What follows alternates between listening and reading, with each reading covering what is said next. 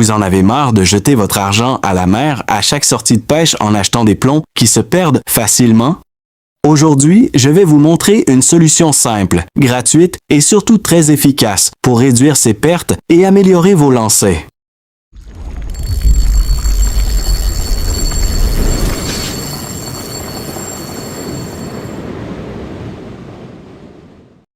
Tout d'abord, prenez du fer de construction torsadé, celui qu'on trouve facilement sur les chantiers ou chez les ferrailleurs.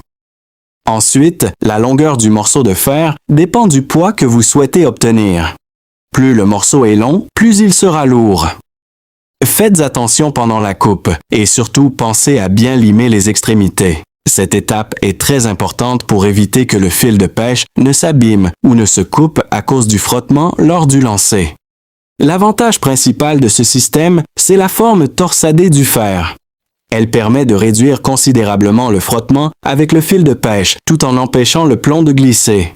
Cela rend le montage plus stable et plus fiable pendant le lancer. On commence par mesurer environ 4 cm, puis on place le fil à cette position précise sur le fer. Une fois le fil correctement positionné sur le fer, tirez légèrement dessus pour ajuster la longueur.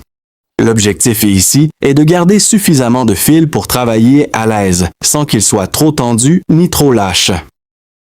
Ensuite, on fixe le fil au fer en utilisant le nœud que je vais vous présenter.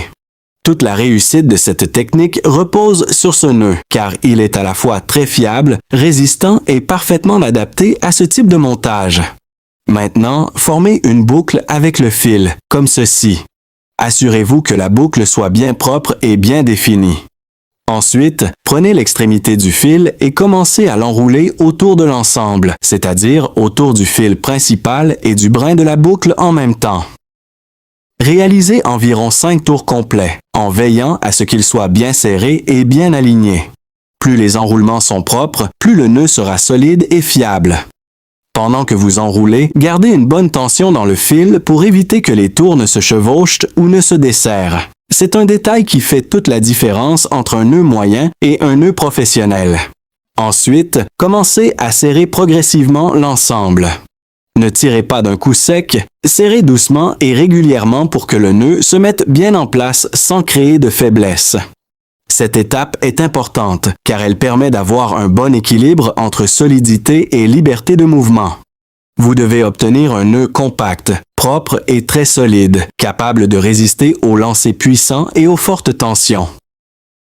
Prenez le temps de bien positionner chaque élément, car un bon départ garantit un montage solide. Et maintenant, soyez bien attentifs, car à partir de cette étape, on passe au niveau supérieur. Le vrai travail commence ici. On commence par tirer le fil verticalement vers le haut, bien droit, afin de créer une bonne tension de départ. Cette tension est essentielle pour obtenir un montage propre et solide. Ensuite, on incline légèrement le fil pour former une sorte d'arc, puis on redescend vers le bas de manière contrôlée. L'objectif est d'obtenir une courbure régulière, sans plis ni torsion. Une fois cette forme obtenue, on réalise une première boucle vers le bas, bien nette et bien positionnée.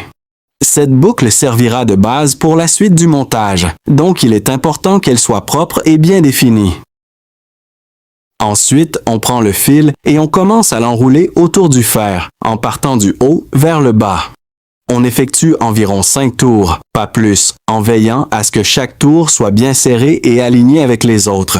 Les enroulements doivent être réguliers, sans chevauchement, afin d'assurer une bonne répartition de la tension et une solidité maximale. Pendant cette étape, maintenez une pression constante sur le fil pour éviter tout relâchement. Plus les tours sont propres et bien serrés, plus le montage sera fiable lors des lancers. Une fois les enroulements terminés, on prend l'extrémité libre du fil et on la fait passer à l'intérieur de la boucle inférieure que nous avons formée précédemment. Cette étape permet de verrouiller le montage. Ensuite, on tire progressivement sur la boucle supérieure. Ce mouvement va resserrer l'ensemble du système et bloquer les enroulements en place. Il est important de serrer progressivement, sans à-coups, afin de bien positionner chaque élément et d'éviter toute faiblesse dans le nœud. À ce stade, on doit obtenir une forme compacte, propre et bien structurée, parfaitement alignée avec le fer. Ce montage est conçu pour être à la fois solide et résistant, prêt à supporter les contraintes du lancer et de l'immersion dans l'eau. En plus de ça, sa forme allongée offre une très faible résistance à l'air. Résultat, vous pouvez lancer beaucoup plus loin avec moins d'efforts, ce qui est un vrai avantage, surtout quand on pêche depuis la plage. Autre point très intéressant, ce type de fer est disponible partout et ne coûte pratiquement rien. Vous pouvez facilement le remplacer en cas de perte sans dépenser d'argent à chaque sortie. Au final, vous obtenez une alternative économique, efficace et facile à fabriquer, qui vous permet de pêcher tranquillement sans stress de perdre du matériel. Pour sécuriser définitivement le montage, on peut brûler légèrement l'extrémité du fil à l'aide d'un briquet. Cela va créer une petite boule, appelée forme champignon, qui empêchera le fil de glisser ou de se défaire. Attention à ne pas trop chauffer, juste ce qu'il faut pour former une petite butée. Enfin, pour plus de praticité, vous pouvez ajouter un émerillon au montage. Cela permet de monter et démonter facilement le fer, tout en réduisant les torsions du fil pendant la pêche. Avec cette méthode, vous obtenez un montage technique solide et durable, parfaitement adapté aux conditions réelles de pêche, que ce soit pour des lancers puissants ou une utilisation prolongée. Prenez un moment pour vérifier votre travail.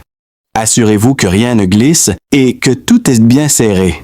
Si le nœud s'est bien réalisé, il ne bougera pas et offrira une excellente tenue dans le temps. Tout le travail que vous venez de voir a été réalisé avec du fil tressé. J'ai volontairement utilisé un diamètre assez important afin de rendre chaque étape plus visible et plus facile à comprendre à l'écran. Bien entendu, vous pouvez reproduire exactement la même technique avec du fil monofilament, nylon. Cependant, il est fortement recommandé d'utiliser un diamètre supérieur pour garantir une bonne résistance. Contrairement à la tresse, le monofilament est plus rigide et peut être plus sensible à l'usure et aux contraintes mécaniques, surtout lors des lancers puissants ou en présence de frottements répétés sur le fer. Pour un résultat optimal, choisissez un fil adapté au poids utilisé, par exemple 150 grammes sans surplus. Privilégiez un diamètre suffisamment épais pour éviter toute casse. Vérifiez toujours l'état du fil après plusieurs lancers. Cette précaution vous permettra d'assurer un montage fiable, durable et sécurisé, même dans des conditions exigeantes. L'objectif de cette technique est simple. Réduire les pertes, améliorer la solidité du montage et optimiser vos performances lors de la pêche. Je vous encourage vivement à tester cette astuce chez vous, dans des conditions réelles, afin de voir par vous-même son efficacité. N'hésitez pas à adapter certains détails selon votre matériel et votre style de pêche. J'attends vos retours avec impatience. Dites-moi en commentaire ce que vous en pensez, vos résultats et si vous avez apporté des améliorations. Et si cette technique vous a été utile, n'oubliez pas de soutenir la chaîne. Likez la vidéo, commentez et partagez au maximum pour faire profiter un maximum de pêcheurs de cette astuce.